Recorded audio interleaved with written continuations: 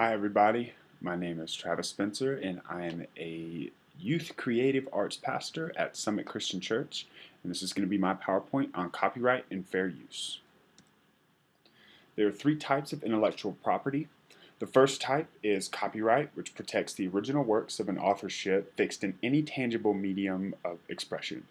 So this would cover anything from songs that are written to art that was drawn or painted, a book that our lead pastor, just wrote a book, he and his wife, and so that would fall under the copyright of intellectual property.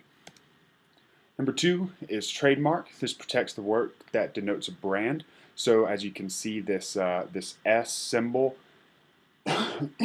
for Summit, that is a trademark for us. This would also include things like the McDonald's M arches, and can even include sounds like the ESPN. You hear the da-na-na, da-na-na. That would also be a trademark sound as well. Number three, we have a patent that protects systems, processes, and inventions.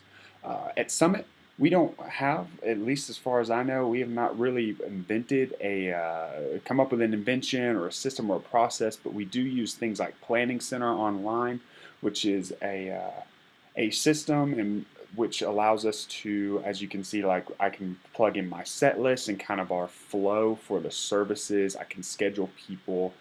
Someone somewhere has created Planning Center, and I'm sure that is a patented thing. And this would also fall under something like Secure Pay, which is how the Secure Pay is the avenue in which we can give online and tie towards Summit. But Secure Pay, it is for churches specifically for doing tithing and donating, and they have a whole system and process behind that they've come up with. So copyright and Summit. What could we copyright? Well, any original worship songs written by our worship team, we could absolutely copyright. And then we try and come up with our own personal series when we do things. And like the one you see down here, The Dark Side, Defeating the Enemy, where we're talking about spiritual warfare. And in doing things like that, we design our own graphics and bumper videos and all sorts of stuff like that as well. How could somebody use our material? The easiest and best way is to just ask us for permission. Guys, I promise we are super nice and we love Jesus a lot, and we are not trying to turn a profit from what we do, although we do it with excellence and with a lot of passion. We would love to be able to share our things, the things that Jesus is doing at our church, and if that means somebody wants to use some graphics and do something that's going to help further the kingdom of God, then we're all about it. Just ask.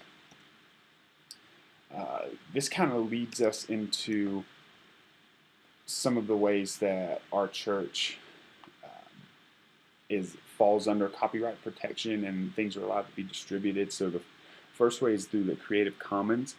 This is a type of public copyright license that allows for the free distribution of otherwise copyrighted work. So worship music is a huge part of this.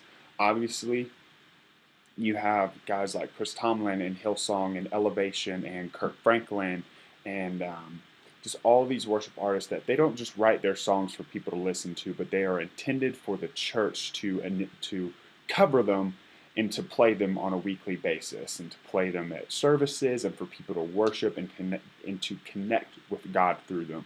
However, we have to be careful.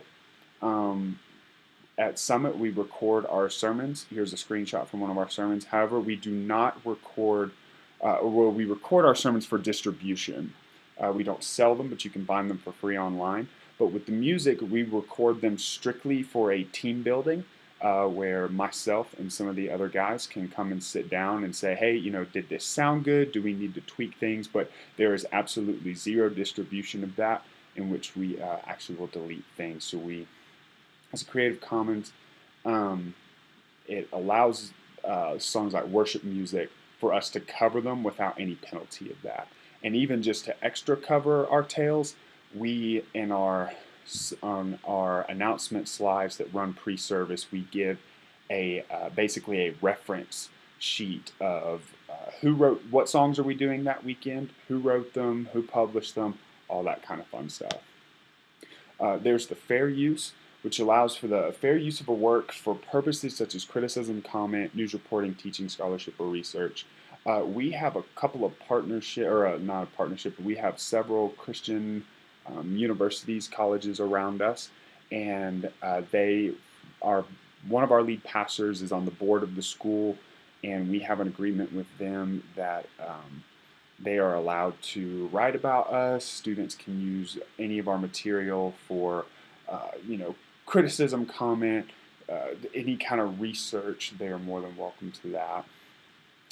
And then public domain, according to Stanford, this refers to a creative materials that are not protected by intellectual property laws. The public owns these works, not an individual. So, kind of the only thing I could think of is the Bible, as far as for my context. The Bible is not necessarily owned by an individual. However, with some research that I did find out that if you use enough of the Bible, it's like 500 verses or more. It's a really high number. In a single context, you have to actually ask permission from the publisher of that Bible. So we preach primarily out of the NIV Bible. And if we were to do, it would be kind of like a doctoral thesis, I guess. Just something really crazy where we were publishing like 500 verses or more verses out of the NIV Bible. We would have to ask their permission. But other than that, the Bible is kind of a gray area, but it is more considered public domain for people to use, that we use at Summit, because we're a Bible-believing church. Recommendations for Summit. We are beginning the process of becoming a songwriting church, so we really believe that Jesus is doing something really awesome in the heartbeat of our congregation, and so we want to find a way to musically express that outside of just copying what other amazing churches have done.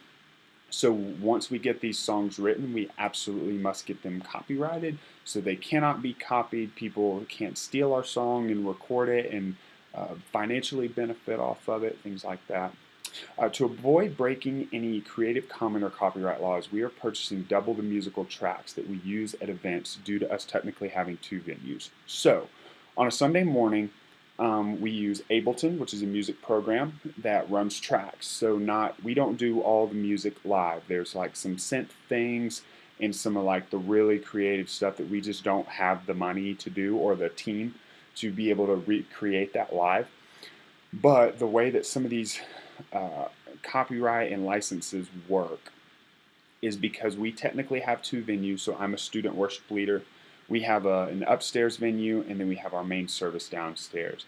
We are in the process of buying the tracks that we use for songs. So let's just say Do It Again by Elevation Church is one we do a lot.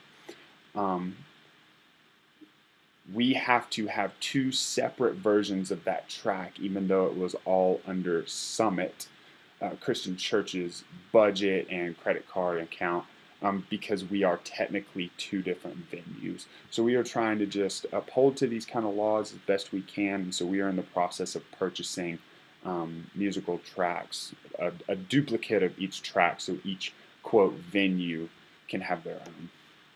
And then finally, in order to save a ton of money, we choose not to pay for the license to stream the musical worship of our services. So the last time I had heard the number, it was like upwards of $40,000 a year to pay for the license so we could stream our worship online and not just our sermons.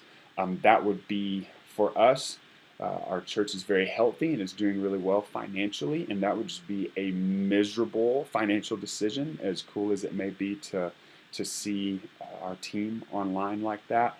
But it is just a financial decision and a way that we just want to, instead of ever having to mess with getting hit with such a thing like these licenses and copyright laws, we just decided we just won't do it. Well, guys, that is my presentation on copyrights at Summit Christian Church. Check us out online. Hope you guys have a great day.